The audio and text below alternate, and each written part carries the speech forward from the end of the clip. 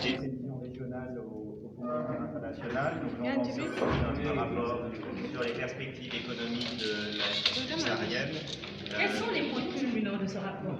Alors, je pense que ce qu'on observe, c'est un ralentissement économique assez fort dans la région, un ralentissement de 1 point qui est lié à un ensemble de chocs mondiaux qui ont affecté l'Afrique subsaharienne.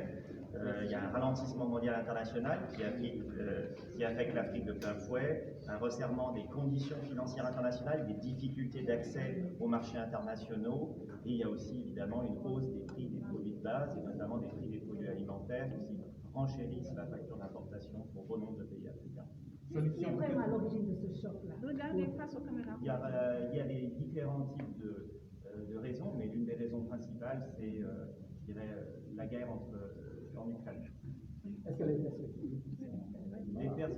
Je dirais que les perspectives dans la sous-région de l'EMOA sont plutôt plus fortes que dans l'Afrique en moyenne, notamment parce que certains pays ont une bonne gestion macroéconomique et il y a encore un niveau de soutien par les États de l'activité économique qui reste assez fort. Comment faire les concerne le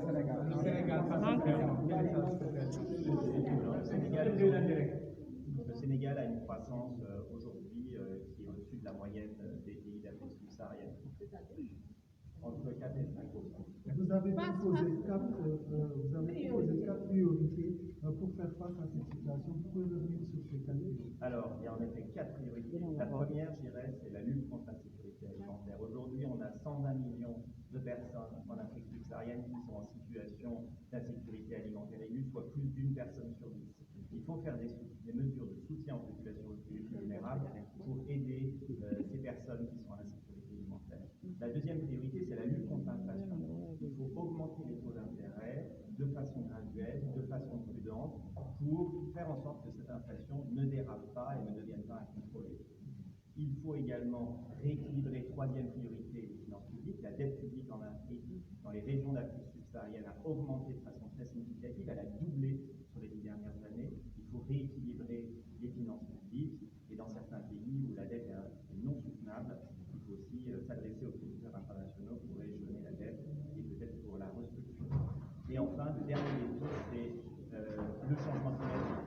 L'Afrique est vraiment très touchée par le changement climatique. Il y a un nombre de phénomènes météorologiques extrêmes qui affectent la région. Ça va de la désertification dans le Sahel à des cyclones. Et donc, les pays doivent vraiment saisir cette opportunité de changer leur modèle de croissance et de s'adapter